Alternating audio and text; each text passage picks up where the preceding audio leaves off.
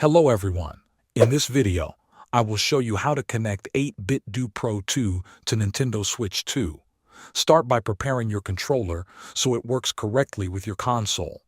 Take your 8BitDo Pro 2 and update the firmware first. This step is important because it ensures full compatibility with the Nintendo Switch 2. Go to the 8BitDo support website on your computer and download the latest firmware. Connect your controller to the computer using a USB cable. Run the update tool and follow the simple instructions on the screen. Wait until the update is complete before disconnecting the controller. Now pick up the controller and look at the back. You will see a small switch with different modes. Move this switch to the letter S. This puts the controller into switch mode so it can communicate properly with the console. Next, turn on the controller. Press the start button and hold it for a moment.